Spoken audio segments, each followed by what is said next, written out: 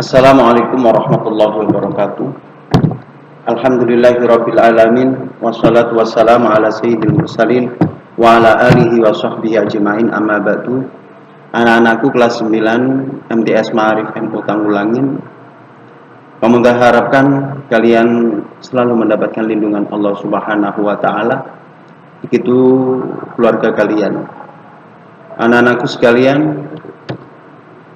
untuk mapel fikih kali ini yaitu membahas tentang qirot,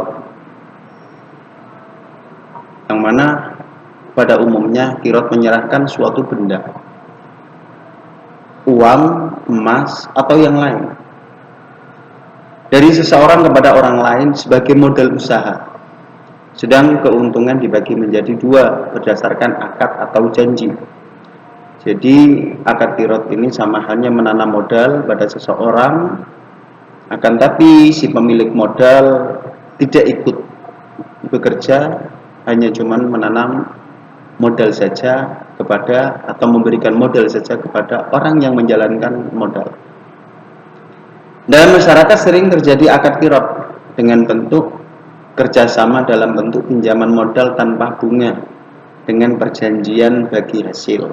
Nah, ini biasanya di masyarakat kita sering terjadi ini. Jadi ada pinjaman modal untuk dipergunakan usaha, lalu hasilnya nanti dibagi dua. Lah pinjaman tersebut bagaimana?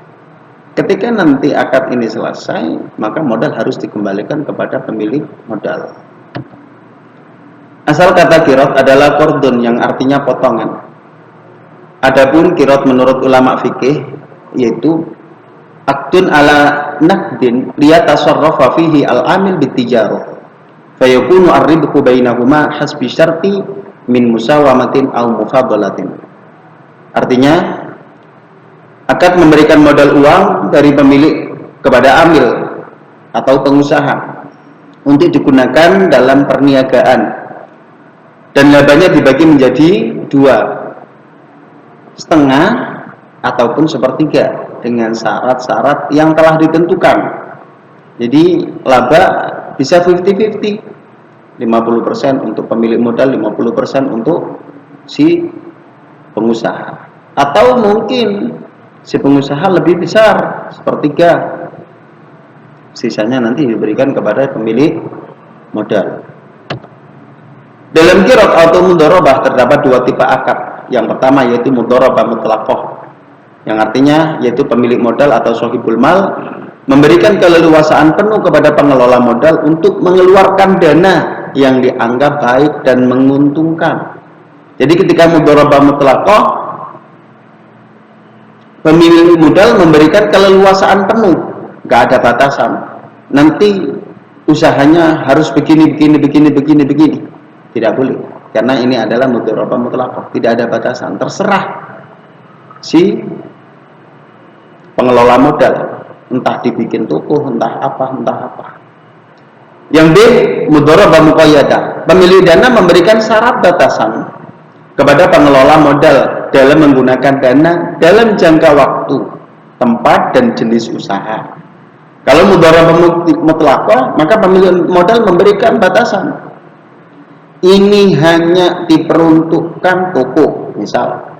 Ini hanya diperuntukkan untuk jual beli kambing.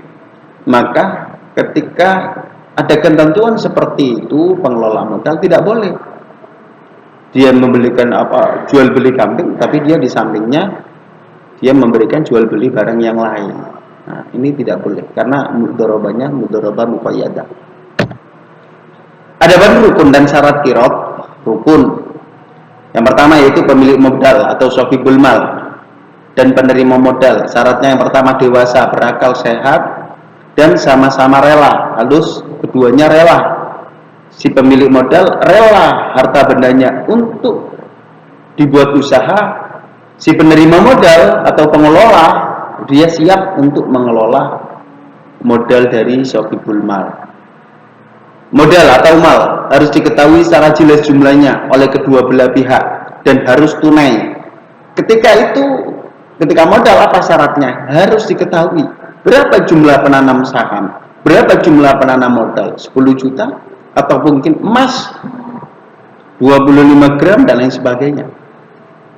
Tidak sah apabila modal berupa emas atau perak batangan. Nah, di sini yang tidak diperbolehkan adalah batangan. Kenapa? Ketika mau menjual akan membutuhkan pengelolaan, tapi ketika berupa perhiasan sangat mudah. Tanpa butuh pengelolaan, orang akan menerima dan orang akan membeli ketika digunakan untuk modal usaha. Pekerjaan atau amal? Jenis pekerjaan harus ditentukan oleh pengelola modal dan pemilik modal mengetahui jenis pekerjaan tersebut. Jadi, jenis pekerjaan si pengelola memberitahu nanti modal akan saya pergunakan untuk jual beli sapi misalnya. Maka pemilik modal harus tahu dipergunakan untuk apa modal tersebut. Syarat yang keempat yaitu keuntungan. Kesepakatan tentang persentase besarnya bagian keuntungan dibicarakan pada saat mengadakan perjanjian, semisal 50% bagi pemilik modal dan pengelola modal misalkan. Jadi untuk kesepakatan tentang persentase besarnya bagian keuntungan ini harus di awal ditentukan. Tidak boleh nanti baru terakhir pemilik modal baru diberitahu, tidak. Di awal sudah dibicarakan dan sebagai syarat. Hal-hal yang dapat membatalkan akad qirad. A. Tidak terpenuhnya salah satu atau beberapa syarat qirad atau mudharabah. B. Pengelola dengan sengaja meninggalkan tugasnya atau pengelola berbuat sesuatu yang bertentangan dengan tujuan akad. C. Salah satu dari pemilik modal atau pengelola meninggal dunia. Jadi ketika meninggal dunia, maka ketika salah satunya meninggal dunia, maka akad qirad sudah batal atau habis. Anak-anakku sekalian, untuk tugas dari pembelajaran kemarin masalah jual beli, masuk sekarang masalah tentang qirad, maka tugas kalian yang pertama jelaskan pengertian jual beli menurut Ibnu Qudamah. Yang kedua, mengapa manusia sangat memerlukan jual beli. Yang ketiga, sebutkan 3 jual beli gharar. Gharar itu ada unsur penipuan. 4. Apa yang disyaratkan terhadap modal dalam akad qirad? Apa yang disyaratkan? Tadi sudah Pak Muntaha berikan atau sudah paparkan. 5. Sebutkan rukun-rukun dalam transaksi qirad. Rukun apa saja dalam transaksi qirad?